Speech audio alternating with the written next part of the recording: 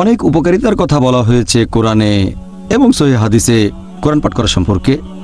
একটা হাদিস আছে সহিহ বুখারীতে, খণ্ড নম্বর 3, বুক অফ ফাস্টিং, হাদিস নম্বর 1902, যে নবী মুহাম্মদ সাল্লাল্লাহু আলাইহি সাল্লাম ছিলেন সবচেয়ে উদার হৃদয় মানুষ, আর পবিত্র রমজান মাসে তিনি উদারতার সর্বোচ্চ সীমায় থাকতেন এবং ফেরেশতা জিবরাইল প্রতি রাতে আসতেন, নবীকে কোরআন পড়ে শোনাতেন আর পড়াতেন, এবং তাঁর উদারতা প্রচণ্ড বেগে বয়ে চলা প্রবল বাতাসের চেয়েও শক্তিশালী ছিল। আর প্রথম যে আয়াতটা নাজিল হয়েছিল, পবিত্র কোরআনে নাজিল হওয়া প্রথম আয়াত আমাদের নবীর কাছে, সেটা আছে সূরা ইকরা অধ্যায় নম্বর 96 বা সূরা আলাক অধ্যায় নম্বর 96 আয়াত 1, বলা হয়েছে ইকরা। আর ফেরেশতা জিবরাইল যখন কোরআনের এই প্রথম শব্দটা বলেছিলেন নবীর কাছে, তিনি তখন ছিলেন হেরা গুহায়, জেবলে নূর। নবী যখন এই শব্দটা শুনলেন ইকরা, আমি পড়তে জানি না, তখন ফেরেশতা জিবরাইল আবার বললেন ইকরা, নবী আবার বললেন আমি তো পড়তে জানি না। ফেরেশতা জিবরাইল তখন আবারও বললেন ইকরা, নবী তখন বুঝতে পারলেন যে ইকরার আরেকটা মানে হচ্ছে পাঠ করা, আবৃত্তি। একটা অর্থ পড়া, আরেকটা হচ্ছে পাঠ করা বা আবৃত্তি করা। নবী তখন বললেন ইকরা,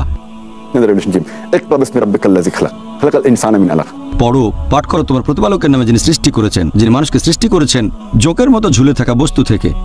তাহলে পাঠ করা গুরুত্বপূর্ণ, তবে প্রতিপালকের নামে পাঠ করা আরো বেশি গুরুত্বপূর্ণ।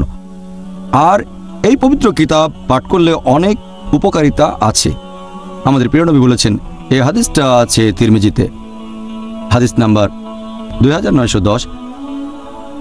সেখানে আমাদের প্রিয় নবী বলেছেন যে তোমরা আল্লাহর এই কিতাবের যতগুলো অক্ষর পাঠ করবে এই পবিত্র কোরআন থেকে, সেজন্য রহমত পাবে, আর প্রত্যেক রহমত সেটার সমান হচ্ছে 10টা হাসানাত, 10টা আশীর্বাদ। আল্লাহর এই কিতাব পাঠ করলে প্রত্যেক অক্ষরের জন্য পুরস্কার পাবে, প্রত্যেক পুরস্কার সমান 10 হাসানাত। আর আলিফ লাম মিম এটা একটা অক্ষর না, আলিফ একটা অক্ষর, লাম একটা অক্ষর, মিম আরেকটা অক্ষর, তাহলে 10 যোগ 10 যোগ 10, আপনি 30টা আশীর্বাদ পাবেন যদি বলেন আলিফ লাম মিম। আর আমাদের প্রিয় নবী বলেছেন, এটা আছে সহিহ বুখারীতে, খণ্ড নম্বর 6, হাদিস নাম্বার 5027, নবী বলেছেন, খায়রুকুম মান তাআল্লামাল কুরআনা ওয়া আল্লামাহু, তোমাদের মধ্যে সবচেয়ে সেরা হলো সে যে কোরআন পাঠ করে আর অন্যদের শেখায়, যে নিজে কোরআন শেখে আর অন্যকে শেখায়। তার মানে কোরআন শেখা এবং অন্যকে শেখানো দুটোই যথেষ্ট গুরুত্বপূর্ণ। আমাদের প্রিয় নবী মুহাম্মদ সাল্লাল্লাহু আলাইহি ওয়াসাল্লাম বলেছেন, এটা আছে সহিহ মুসলিমে, খণ্ড নম্বর 2, বুক অফ সালাহ, হাদিস নাম্বার 1757, যে পবিত্র কোরআন পাঠ করলে সেটা সেই লোকের মধ্যস্থতাকারী হিসেবে রোজ কিয়ামতের দিন কাজ করবে। কোরআন আপনার মধ্যস্থতাকারী হবে রোজ কিয়ামতের দিনে, শেষ বিচারের দিনে।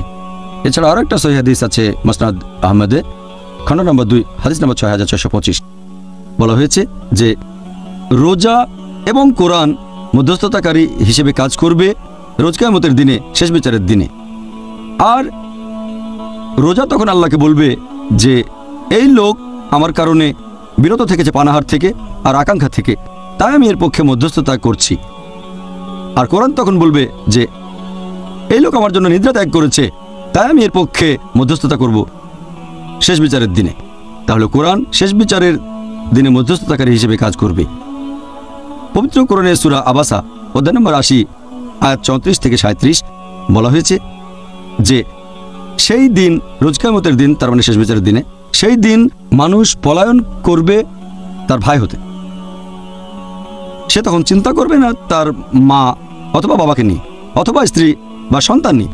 সে চিন্তা করবে না তার বাবা, তার মা, ভাই বা স্ত্রী বা সন্তানের কথা। সে তখন নিজেকে নিয়ে এত বেশি চিন্তিত থাকবে যে সে তখন অন্য মানুষকে নিয়ে চিন্তা করতে পারবে না। এটা হবে রোজ কিয়ামতের দিনে, পুনরুত্থানের দিবসে। প্রত্যেকে শুধু নিজেকে নিয়ে চিন্তা করবে, আর কোরআন কাজ করবে মধ্যস্থতাকারী হিসেবে।